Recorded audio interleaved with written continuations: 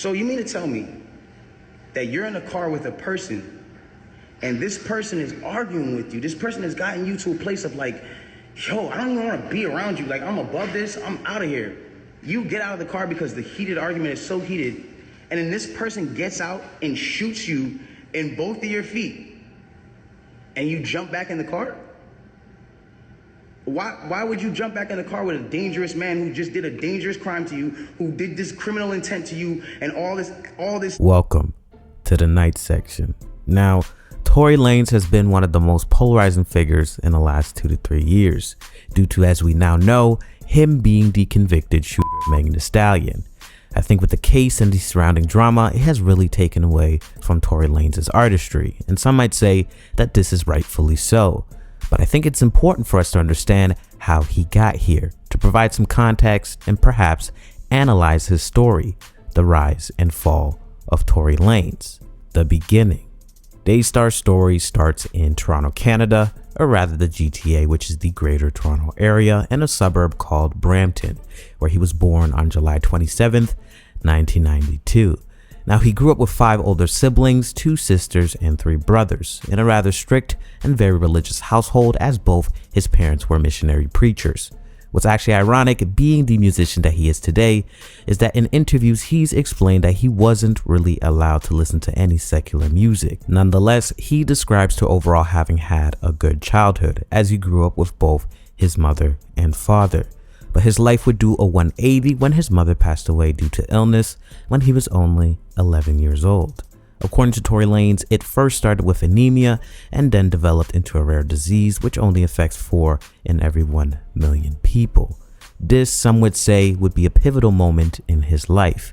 I mean, he was the youngest and very close to his mother. So imagine you losing a parent as a child with a brain that hasn't even fully developed yet, while still trying to figure out who you are and how to navigate this thing that we call life. It is expected that as a young boy, he would start to act out, not being able to process his emotions due to the loss of his mother. Not to mention, it wouldn't be too long until his father remarried, which was a shock to the system in Tory's case. It turns out that Tory found himself being rebellious towards authority figures, carrying this quote-unquote, "you're not my mom" attitude, which led him to being expelled from every school from 6th grade onwards.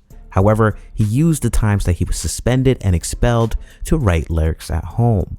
While the other kids were hanging out with their classmates, gossiping, doing homework, or whatever kids and teens do, he would spend time in his room writing rhymes, and it would soon become an obsession of his, as well as an outlet to express himself. Now, how Tory got his stage name was from his childhood. His friend Hakeem dubbed him Lanez because he would play chicken with oncoming traffic, playing and running in between the car lanes. And the Tory part of his name came when he started rapping, inspired from Notorious B.I.G. However, his friends didn't want to call him Notorious, so he settled for Tory. Now, for most rappers, when they talk about their inspiration or their influences, they list off an entire list of mainstream rappers. And even though Tory Lanez was definitely inspired by your typical Biggies, and especially Tupac's, which by the way he said was one of his favorite rappers, in which he actually learned from Tupac how to project his voice, he notes that his older brothers were his biggest inspirations, as they themselves were rapping. Now, the idea that people so close to him were doing the thing that he would become obsessed with gave him the motivation to really push his own pen. Now, what's interesting is how he actually started rapping, and that was through playing Madden with his cousin. It really started, like the way I actually started rapping, like the actual moment it happened was I was playing Madden against my cousin, and I could swear on here? Yeah. So he was whooping my ass and it was killing me, and I remember like just being so mad because I couldn't beat him. And I remember going into the garage and I remember just writing on this piece of paper, like, kill him and all this stuff. And I remember, like, I remember turning it into, like, a rhyme and then feeling a sort of freedom from the expression of making music. Because when my mom died, I was a very rebellious child, very, very super rebellious. Like, my outlook on authority, it just wasn't, it's like, you're not my mom, so you can't tell me what to do, sort of thing, you know what I'm saying? And because of that, it was like, I always grew up I wasn't like stupid. I was like really smart, but it's just my behavior was like atrocious. Like it was just horrible. Like, you feel me? So because of that, it created just this feeling of like like just enclosure. Like I just was very. I wasn't introverted because I still, you know, talked to kids around me, and I was very social, you know, with the kids that were around me. But it just made me very like closed. And then when I started, you know, writing on a paper, it's just like everything kind of opened back up again, and I was immediately able to get back into a place of like, all right, it's not like all this depression in a ball, like, you know what I'm saying? In his early childhood to teen years, Tory moved around a lot due to his father's profession as a missionary preacher, leaving Toronto when Tory was only 7 years old to live in Miami, Florida, as an example. But by the time he was 14 to 15, he was moved around due to his own behavioral problems, as we discussed earlier, and has said to have had 4 pending court cases at the time. At first, he was moved to one of his cousin's houses in New York. The thought process was that this new environment would help change his behavior, and when that failed, the then last-ditch effort was to move him back to Toronto to live with his grandmother, which wouldn't last, as his grandmother would soon kick him out due to his behavior and the amount of trouble he was getting himself into. This landed Tory in a house with 3 random guys who were much older than him. In an article by XXL, Tory says, quote, "I ended up moving downtown with these 3 dudes that I didn't really know." He says, "I came into the house and I didn't realize how things worked. From like 15 to 18, I was just fighting them. I fought like every day, and these were like older dudes. It was every man for himself. That's what made me a man. Having to fend for myself and being in a situation where there is no dad, no grandma, and no mom to help you. It changed the person that I am today." End quote. I take time with my verses, so I'm making dubs. I get cake, they shouldn't put me in a baker's club. On the real, I get tired of this faking thug. This nigga softer than a bitch nigga making love. I buck shots that are tear through his mugshot. The not my Glock grip tighter than a tug knot. You see this nigga ain't real, he want trust cop. So I shoot the 9 over heads like a stop. I got rocks on the block plus a couple K's. Like loose teeth, you'll be missing in a couple days. My touch niggas. Yo, listen, my touch niggas really think it's fucking gay. My weed game, how you higher than a fucking raise. Listen, I'm still tipping plus pitching. You'll get found in the river by some old nigga fishing. I get a dime door, really trying to find a whore. Got gats longer than the back of Shaq's spinal cord. I ain't gotta stress the fact that I'm mad real. I pop you like soda can tops. Get your caps bill. Early music and career. At only 16, Tory Lanez had decided to fully commit to making music and had officially dropped out of high school. It wasn't the path for him. Now let's fast forward to the music. When it comes to the music, TL to TO was Tory Lanez's first project, which dropped in 2009. And within those 2 years, Tory Lanez really started dropping music and music videos seriously, to the point that he started dropping music videos directed by himself on YouTube. One of the most pivotal moments in that time is when he dropped a music video to a remix / freestyle of Beamer, Benz, or Bentley by Lloyd Banks. That's the video that got him discovered by Sean Kingston. But what's interesting is that even before Sean Kingston, it was Justin Bieber who took notice of Tory Lanez before anybody else. However, because of how young Justin Bieber was at the time, he was unable to sign him. So it was solely Sean Kingston that he would end up signing with, and it all started with a phone call on Tory's 18th birthday. I get this call. Ding, ding. I answer the phone and I'm like, "Yo, what up?" And he goes, "Yo, what's up, bro? I'm trying to sign you." I'm like, "Who is this?"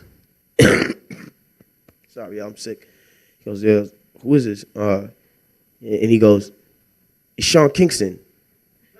So I'm like, "Yo, get the fuck off my phone right now, man." You know what I'm saying? Because I dead ass was like, "Yo, who like, you know what I'm saying? Like, who's calling me?" But the number, the area code wasn't a Canadian area code. It really was an American thing. He's like, "No, real talk, bro. It's Sean Kingston. I'm on the line with Justin Bieber right now."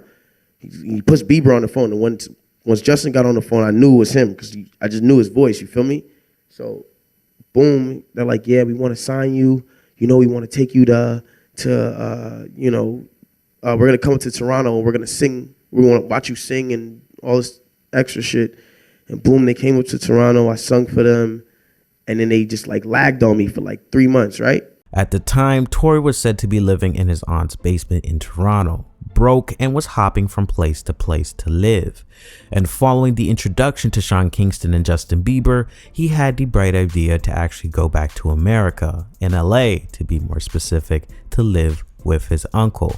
Post his introduction with Bieber and Kingston, he didn't hear back from them for about 3 months, and of course, Tory was not prepared to take a no for an answer. So he asked his aunt, whom he was living with at the time, to buy him a plane ticket to LA. And from that point on, he was on his way. Now, what's interesting is that at this point in time, he had his first claim to online fame, if you want to call it that, in an interesting way. As we discussed earlier, it was Justin Bieber who first discovered Tory Lanez and had gained a liking for Tory very early on, to the point that both him and Sean Kingston met up with Tory in Toronto.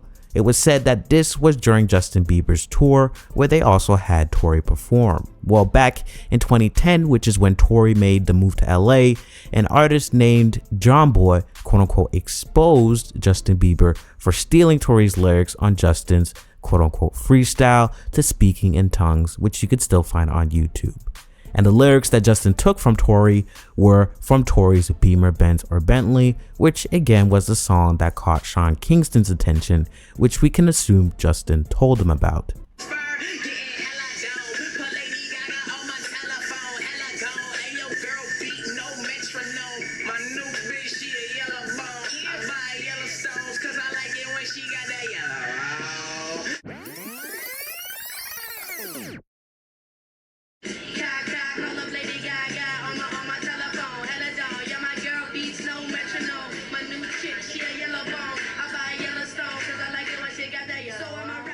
Now, how the situation happened was that Tory had taken a trip to Miami to hand out his mixtapes. And this was before the move to LA to stay with his uncle, essentially while he was still living in his aunt's basement. In that mixtape, he had the Beamer, Benz, or Bentley freestyle. And handing out his tape, he happened to give it to someone who was Soulja Boy's artist at the time, who we now know is John Boy, who happened to have the connect with World Star Hip Hop. And that's how the story came out. He had listened to the tape that Tory handed out, and when Justin released his freestyle, he could obviously tell that some of the bars were taken from Tory's Beamer, Benz, or Bentley freestyle. And it was when Tory touched down in LA, he found that the story broke out. Obviously, it didn't seem as though it fazed Tory one bit about Justin quote unquote stealing his bars. Rather, when he got another phone call from Sean Kingston, it wouldn't take too long for Tory to sign under his label Time Is Money Entertainment in 2011. About to wreck it, dog. Your girlfriend, she over here, she spraying on pot like it's camouflage. Yes, I'm on freestyling. My money, stay piling. Catch me, short song, like a boss, I'm in the island. You must be wildin'. Check it out, man, check the flow. From 2010 to 2012, Tory would drop 9 mixtapes, including TL to TO, Just Landed, One Verse, One Hearse, Mr. One Verse Killer, Mr. Peterson, Chicks Tape, Swavy, Sincerely Tory, and Ignorant Ish. As early as 2010, Tory was really gaining some buzz, especially locally, with his freestyle videos really doing numbers online, to the point that some at the time coined him as quote unquote Drake's little brother, like with this freestyle. I'm from that number one. Just let y'all breathe on that one. Yeah.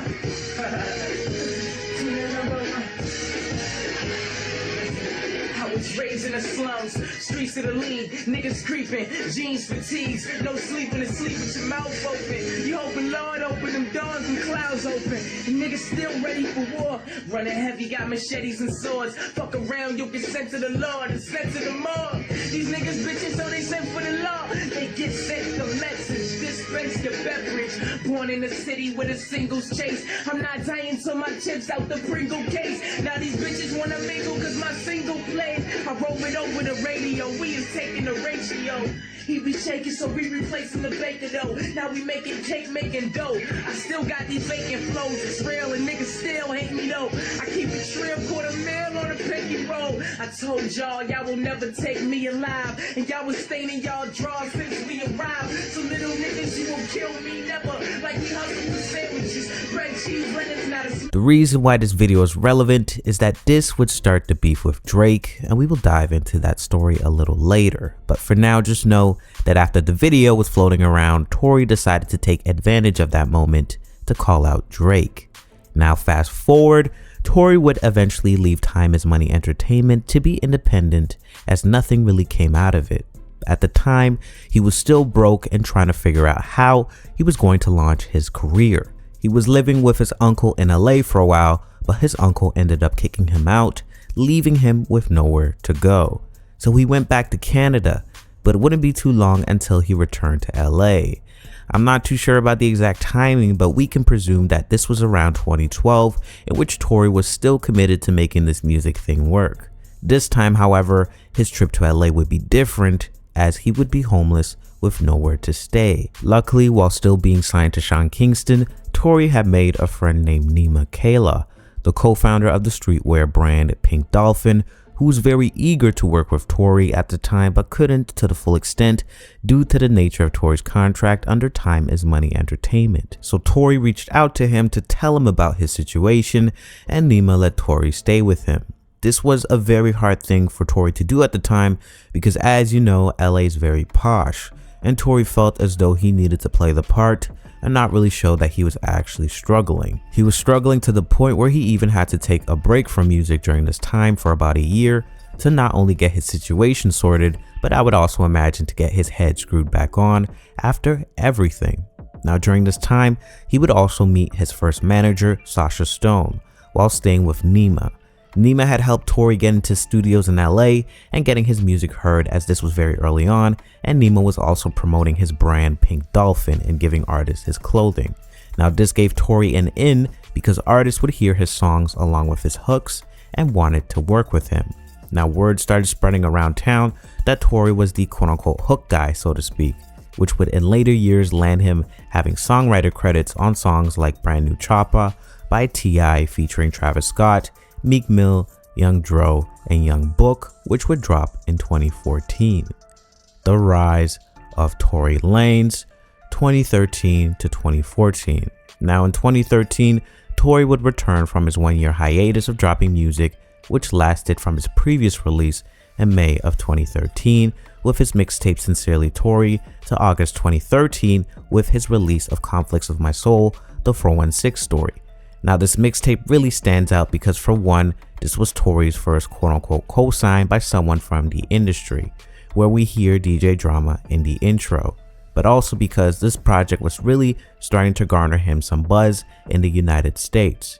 Now in early 2014, he would drop another mixtape titled Chicks Tape 2, the second installment of his Chicks Tape series, where we really hear him hone in on his signature sound compared to his previous projects, where you can tell he was heavily influenced by Lil Wayne while still trying to figure out and learn his own pocket. Not only that, but we heard him flip classic 90s songs on this record, which would foreshadow the big success that would come in 2015. Now by October of 2014, Tory would release his last project of the year, the Lost Cause mixtape. Overall, 2014 would be a pivotal step for Tory and his career, as he would also headline his own tour and start his own label and management company called One Umbrella. 2015. It was in 2015 that Tory's entire life would change. In 2015, Tory Lanez would sign his first and only major deal with Benny Blanco's Mad Love Records through Interscope, and it was also the year he had his first international hit with Say It, which would be his debut single that samples the song If You Love Me by the 90s R&B group Brownstone. Say It peaked at number 23 on the Billboard's US Top 100 and number 10 on the Billboard's US Hot R&B and Hip Hop charts. The single ended up becoming certified 3 times platinum with over 300,000 units sold. Now at this point, Tory Lanez would become the new artist on the block. Obviously, as we know, he's been grinding for a hot minute before this hit, with over 10 mixtapes under his belt at that point. But as they say, it usually takes 10,000 hours to master a craft, and in Tory's case, it perhaps took him those 10,000 hours to finally gain the recognition that he rightfully deserved. And from that point on, it was only up from there in terms of money and his career trajectory. I deserve to be a freshman because I got dreams bigger than hip hop, than just R&B. You know, I plan on being the biggest artist in the world. I believe in myself 100%, and you know, just like Wayne said, like, not spiritually, not as a person. You know, I'm not better than nobody when it comes to certain things, but when it comes to this music, like, you know, I'm a competitor. I play to win, and I don't think anybody could fuck with me. So in 2015, we started seeing Tory Lanez everywhere, in interviews to his Fargo Fridays campaign that he started in 2014, releasing songs and remixes for his fans on Fridays, divided up into different seasons with singles like Initiation, which he would drop on SoundCloud in 2015.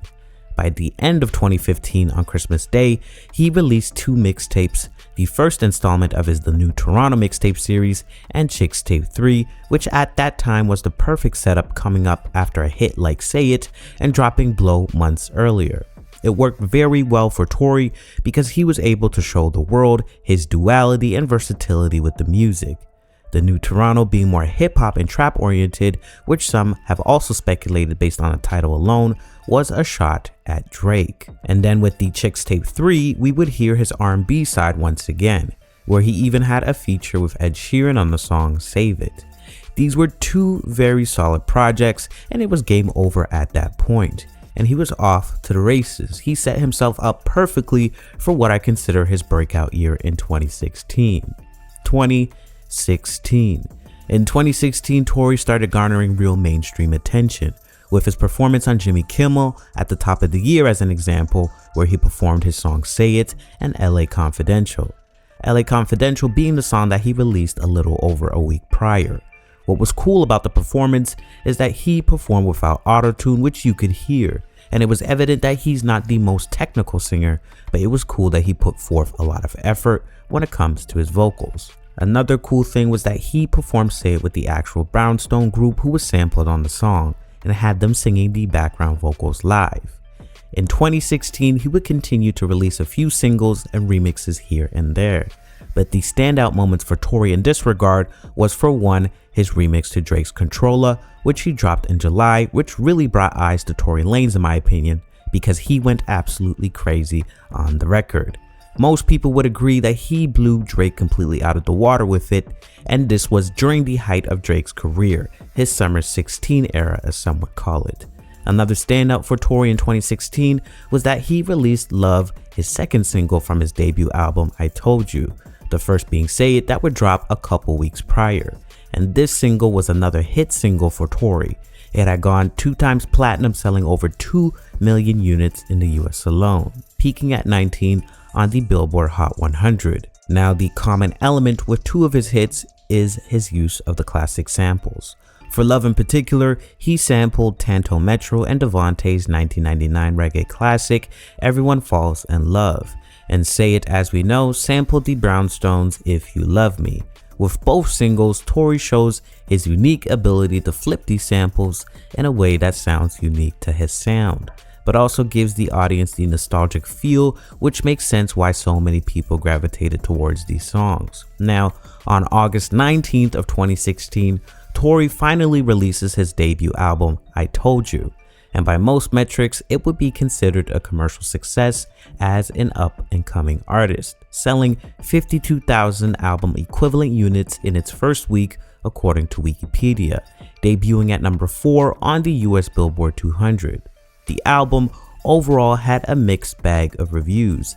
Some of the major outlets thought he sounded too similar to some other artists. For example, Scott Glacier from Hip Hop DX said, quote, "There isn't much on here that sets Tory apart from a lot of other artists making waves in today's game. For instance, 4am Flex takes a giant bite out of Kendrick Lamar's The Art of Peer Pressure, as the detailing about a home invasion gone wrong almost verbatim.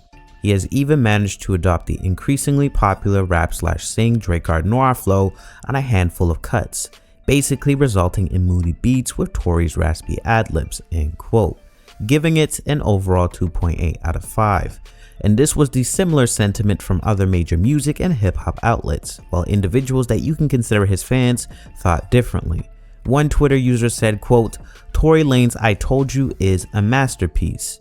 And another said, quote, "I told you it's hot. Tory Lanez stays dropping fire," end quote. So mixed reviews overall, but as they say, numbers don't lie, but people do. And the fact that he was able to sell 52,000 units as an up-and-coming artist is pretty impressive. I mean, it's not the biggest first week numbers we've ever seen compared to a Drake, for example, who was able to sell 73,000 units with So Far Gone back in 2009, which by the way was a mixtape. But 52,000 in rap overall is not terrible either. 2017 onwards. Now we're gonna fast forward here a little bit and just talk about Tory Lanez's career overall from 2017 onwards. From 2017 to 2022, Tory has dropped 5 mixtapes, including Chicks Tape 4, which dropped in 2017, The New Toronto 2, which dropped in 2017 again, The New Toronto 3, which dropped in 2020, Loner in 2020, Playboy in 2021, and 4 EPs including The Bag, which dropped in 2018, International Fargo, which dropped in 2019, VVS Capsule in 2020, and We Outside in 2021. And he has dropped several singles across that timeline. Some of his biggest hits and singles were Talk to Me featuring Rich the Kid, which dropped in 2018, Jerry Sprunger featuring T-Pain, which dropped in 2019, and Broke in a Minute, which dropped in 2020.